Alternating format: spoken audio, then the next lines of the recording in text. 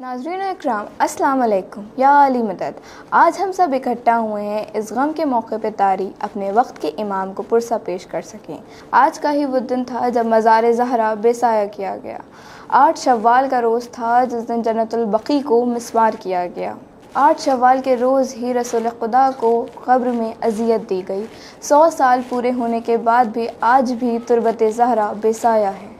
आज भी हमारे इमामों की जो क़ब्र जन्नतुल बकी में है वो दिन की धूप और रात की ओस में फरियादी हैं। हम आले सऊद के ख़िलाफ़ आज आलमनाक दिन का एहतजाज करते हैं तमाम मोमिनीन की तरफ से, हमारी क़ुरान की तरफ से, ख़ुसूसन अल बकी ऑर्गेनाइजेशन की जानिब से। आइए बाकायदा तौर पर क्विज़ का आगाज़ करते हैं और हासिल करते हैं कुछ अहम मालूमात जन्नतुल बकी के हवाले से। अब मैं अपने ख्वाहर निहार फ़ातिमा को बुलाना चाहूँगी। मेरा सवाल है, जन्नतुल बकी क्या है? क्या इसमें असहाब रसूल खुदा दफन हैं? मदीना मुनव्वरा सऊदी अरब में वाक़ बहुत ही बाज़मत क़ब्रिस्तान है और इसमें 7000 सहाबी रसूल खुदा दफन हैं। माशाअल्लाह, जज़ाकल्लाह। अब मेरा सवाल फ़रिश्ता बतूल से है, जन्नतुल बकी में कौन कौन दफन हैं?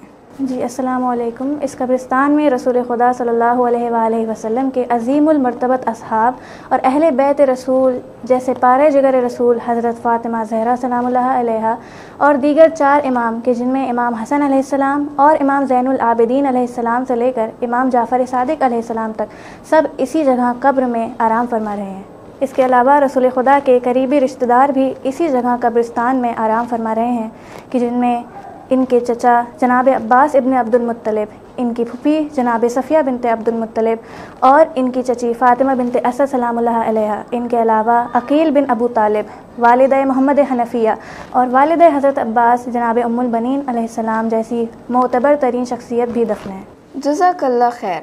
अब मेरा तीसरा सवाल अपने ख्वाहर इन्नमा रिजवी से है, क्या कोई अहले सुन्नत भी यहाँ दफन है? अस्सलामुन अलैकुम। जी हाँ, अहले सुन्नत के 4 मसलक के रहनुमा में इमाम मालिक भी इसी कब्रिस्तान में दफन हैं और उनकी कब्र पे रोज़ा भी था। माशाअल्लाह, जज़ाकल्लाह। अब मेरा सवाल मेरी ख्वाहर नशरा से है। मेरा सवाल है, जन्नतुल बकी पर पहला हमला कब हुआ?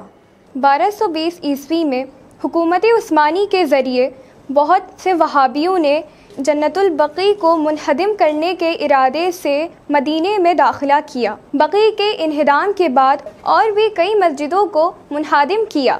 माशाअल्लाह, मौला सलामत रखें। अब मेरा सवाल अपनी बहन फ़िज़ा से है। इन्हिदाम जन्नतुल बकी के हवाले से क्या कोई फतवा भी जारी किया गया था? आले सऊद ने हाजी सुलेमान इब्न वलीअहद को मदीने रवाना किया ताकि वो अपनी मर्ज़ी के मुताबिक फ़तवा दे सके। सुभान अल्लाह, माशाअल्लाह। अब मेरा सवाल अपने ख्वाहर सुम्बुल रिजवी से है। मेरा सवाल है, इन्हिदाम का फतवा क्या था?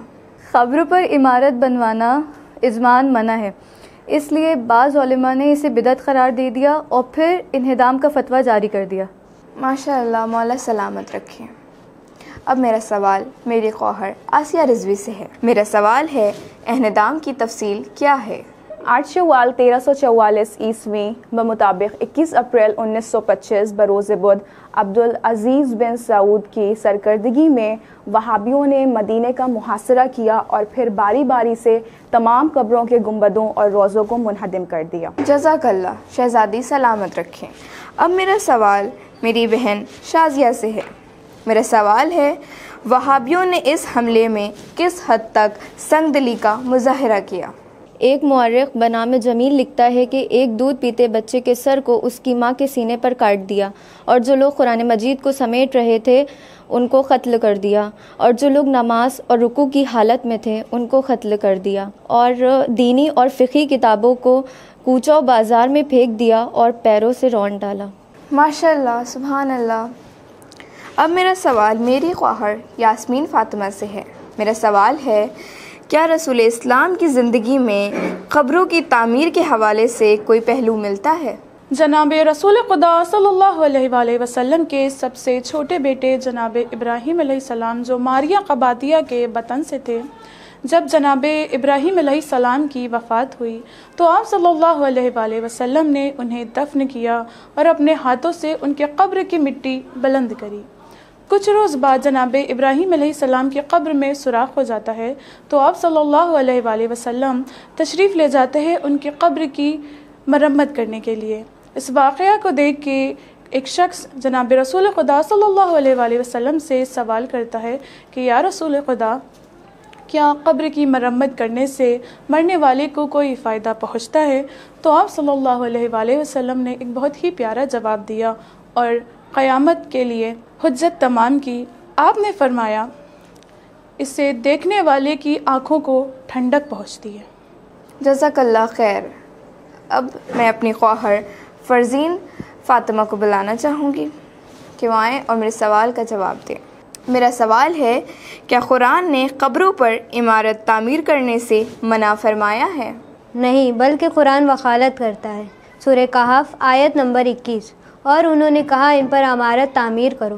دوسروں گروہ نے کہا ہم ان کی قبر و غار میں ایک مسجد بنائیں گے اور اس طرح اس عمل کے ذریعے سے نعمت طلب کریں گے۔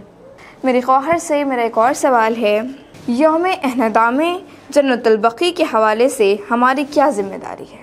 شیعوں کو اس روز غمگین ہونا چاہیے اور انہدام کے انجام دینے والوں پر لعنت اور ملامت کرنا چاہیے اور بھرپور انداز میں اس کی مذمت کرنا چاہیے۔ اسی پروگرام کے ساتھ ہم آپ سے وداع لیتے ہیں اور دعا گو ہیں پروردگار امام وقت کا ظہور جلد از جلد ہو اور ہم سب مل کر بقیع کی تعمیر دیکھیں۔ اور ہم شکریہ ادا کرتے ہیں مسیحا ایجوکیشنل اینڈ ویلفیئر سوسائٹی کا اینڈ گراف ایجنسی کا، جن کی طرف سے یہ پروگرام منعقد کیا گیا۔ خدا حافظ والسلام۔